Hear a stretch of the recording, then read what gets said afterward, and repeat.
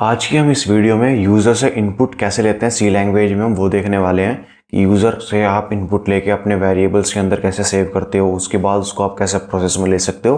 तो आज का टॉपिक ये होने वाला है। तो लेट्स गो, चलते हैं सिस्टम पर और देखते हैं कि हम यूज़र से इनपुट कैसे ले सकते हैं। हम आ गए हैं अपने डेव पर। तो अब देखो, मैंने यहाँ पे सिंटैक्स लिख रखा है अपना फाइल के अंदर। और अब मुझे यहाँ पे क्या करना है, मुझे इसमें पहले तो एक वेरिएबल डिक्लेयर करना है। क्यों? क्योंकि अगर मुझे कोई वैल्यू यूज़र से लेनी है तो उस वैल्यू को मुझे स्टोर कराने के लिए एक वेरिएबल होना चाहिए, कंटेनर होना चाहिए। तो उसे के लिए हम डिक्लेयर करते हैं। अब कोई इंटीजर जैसे कि मुझे लेना है तो मैं यहाँ पे ले लूँगा इंट। इंट के बाद आप उस वेरिएबल का नाम दे दोगे, जैसे कि मुझे लेना है ए, ठीक है। बाद में सेमी कोलन आप उसमें लगा दोगे।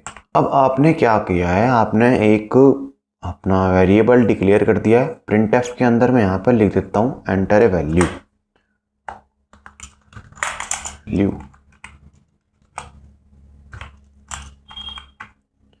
और मैं इसको अगर सेव करके इसको रन कराऊँ, कंपाइल एंड रन कराऊँ, तो मेरा आ गया एंटर ए वैल्यू यहाँ पे लिखा हुआ। आई होप आपको विजिबल होगा। अब मुझे इसके आगे मैं एंटर तो नहीं कर सकता कुछ भी चीज़, है ना, वो एकदम हट जा रहा था। तो मुझे उसे एंटर करने के लिए हम यूज करते हैं कीवर्ड होता है स्कैनएफ, ठीक है। स्कैनएफ के अंदर आप पहले तो ये बताते हो, जैसे कि आपने प्रिंटएफ में लिखा था ना कि आप इंटीजर यूज कर रहे हो तो परसेंटेज जी का यूज करोगे, प्रिंट करना चाह रहे हो। ऐसे ही हर एक के लिए, फ्लोट के लिए एफ, कैरेक्टर के लिए सी, स्ट्रिंग के लिए एस आप यूज करते आ रहे थे। इसी तरीके से यहाँ पे भी आप लिखोगे कि अगर आपको इंटीजर इनपुट में लेना है तो आप उसके लिए डबल कोट्स के अंदर परसेंटेज डी का यूज करोगे, कोमा लगाओगे। अब उसके बाद आपको लिखना है कि आप वो जो वैल्यू यूजर्स इनपुट में ली है उसको किस वेरिएबल के अंदर आप सेव कराना चाहते हो, ठीक है। जैसे कि मैं अगर मुझे कोई वैल्यू मैं इनपुट में लूंगा इंटीजर, तो मैं उसको ए के अंदर सेव कराना चाह रहा हूं, तो आप उसमें फिर यहाँ पे एड्रेस ऑफ ए पास कर दोगे। तो अब ये क्या काम करेगा, आपसे एक वैल्यू लेगा और उसे ए के एड्रेस पर, एक ए नाम के एड्रेस पर जहां पे कंटेनर रखा हुआ है ए का, वहां पे जाकर उसको सेव कर देगा। बाद में लगेगा सेमीकोलन। अब देखते हैं रन कर इसको, कंपाइल एंड रन। आ गया। अब देखो वहां पे पूछ रहा है मेरे से वैल्यू, पहले एकदम से कंप्लीट हो रहा था प्रोग्राम। अब जैसे मैंने यहाँ पे 12 किया, प्रेस करूंगा, उसके बाद मेरा प्रोग्राम खत्म हो गया। ये सब कमेंट आउट से लिख के आ गए हैं। अब मैं यहाँ पे कुछ नहीं कर सकता हूँ।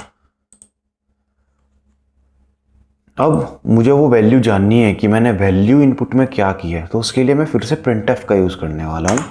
प्रिंटएफ, और मैं यहाँ पे स्ट्रिंग में लिख दूंगा यूजर वैल्यू, और लास्ट में लगा देते हैं परसेंटेज डी।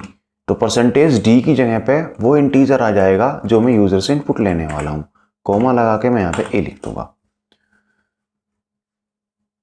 ना, लास्ट में लगाते हैं सेमीकोलन और करते हैं प्रोग्राम को कंपाइल एंड रन।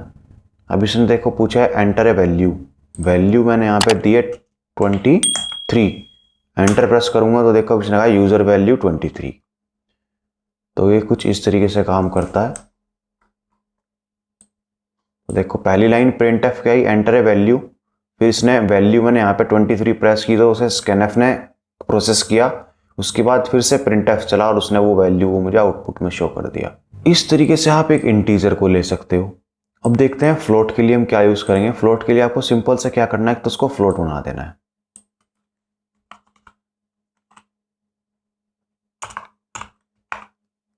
फ्लोट बनाया। अब फ्लोट के लिए हम यहाँ पे यूज करते हैं एफ का, और यहाँ पे भी परसेंटेज एफ आ जाएगा। अब आप इसको जैसे ही सेव करके या कंपाइल करते हो तो देखो एंटर ए वैल्यू, जैसे मैंने वैल्यू यहाँ पे 23.4 लिखी और एंटर प्रेस कर रहा हूँ तो देखो अब इसने लिख दिया 23.4.00000। इसने पूरी हमारी वो वैल्यू को आउटपुट में दे दिया। तो इस तरीके से आप अपने फ्लोट वैल्यूज को ले सकते हो। नेक्स्ट है, अगर हमें कोई कैरेक्टर लेना है, जैसे कि आप लेना चाह रहे हो कोई अल्फ़ाबेट्स, जैसे कि सेक्शन पूछना चाह रहे हो कि आपका सेक्शन क्या है, तो उसमें section A B C D हैं, इस तरीके से हैं, तो आप उसके लिए कैरेक्टर का यूज़ करोगे तो CHAR आप यहाँ पे लिखोगे और यहाँ पे आप सी लगा दोगे। जब आप एड्रेस सेव करते हुए सी लगाओगे तो आपको प्रिंट करते हुए भी यहाँ पे %c का यूज़ करना पड़ेगा। Ctrl+S सेव करोगे फाइल को और कंपाइल एंड रन, तो एंटर है वैल्यू में मैंने यहाँ पे दे दी है a, प्रेस एंटर, तो देखो इसने यूजर वैल्यू a मुझे आउटपुट में दे दी है। आई होप आपको ये सब कुछ समझ में आ रहा होगा। अब नेक्स्ट चलते हैं हम स्ट्रिंग। अगर आप यूज़र से उसका नाम पूछना चाहते हो कि आपका नाम क्या है, इस तरीके से एंटर नेम, तो आप क्या यूज़ करोगे? तो उसके लिए आपको पहले एक स्ट्रिंग आनी चाहिए। तो मैं इसी वीडियो में आपको थोड़ा सा स्ट्रिंग इनपुट में लेना बता देता हूँ। तो स्ट्रिंग क्या है? स्ट्रिंग आपका एक तरीके से मल्टीपल कैरेक्टर्स हैं। बहुत सारे कैरेक्टर्स आप एक ही वेरिएबल के अंदर सेव करना चाह रहे हो तो वो एक स्ट्रिंग बन जाती है। जैसे कि ए बी भी है, अगर 2 कैरेक्टर्स भी हैं तो वो भी एक स्ट्रिंग है। सिंपल अगर आप कैरेक्टर लिखते हो तो वो सिंगल कोट के अंदर आते हैं, और अगर आप कोई स्ट्रिंग लिखते हो तो हमेशा डबल कोट्स के अंदर आती है। जैसे कि यहाँ पर लिखी है डबल कोट्स के अंदर, तो ये एक स्ट्रिंग है। तो मैं यहाँ पर लिख दूंगा नेम, और नेम करने से पहले मुझे इसे कैरेक्टर को स्ट्रिंग में कन्वर्ट करना पड़ेगा। अब उसे के लिए आप लगाते हो यहाँ पर स्क्वायर ब्रैकेट्स, और इसकी लेंथ लिख देता हूँ कि इसके अंदर 10 कैरेक्टर्स 12 कैरेक्टर्स कितने आ रहे हैं, तो मैं यहाँ पे लिख देता हूँ 10। ठीक है, तो अब इस ए के अंदर अब 10 कैरेक्टर्स एक साथ सेव हो सकते हैं। अब मुझे यहाँ पे स्ट्रिंग लेनी है, तो यहाँ पे क्या करूँगा, एस का यूज़ करूँगा, और यहाँ पे भी एस का यूज़ करूँगा, और बस कंपाइल एंड रन। अब इसने पूछा है नेम, मैं यहाँ पे अपना नेम दे देता हूँ। जैसे ही मैं एंटर प्रेस करूँगा आपको मेरा नाम यहाँ पे दोबारा से आउटपुट में मिल जाएगा। आई होप आपको यूज़र इनपुट की वीडियो समझ में आ गई होगी। अगर आप हमारे चैनल पर नए हो तो प्लीज़ चैनल को सब्सक्राइब जरूर करना, वीडियो को लाइक करना, अच्छी लगी हो दोस्तों के साथ शेयर करना। और नेक्स्ट जो वीडियो हमारे होने वाली है वो होने वाली है इफ़ एल्स के ऊपर, कंडीशंस। आप अपने प्रोग्राम को कंडीशनल्स कैसे बना सकते हो, कंडीशन मेकिंग कैसे बना सकते हो, तो उस पर हम नेक्स्ट वीडियो पर डिस्कस करेंगे। Thank you guys for watching, मिलते हैं नेक्स्ट वीडियो में।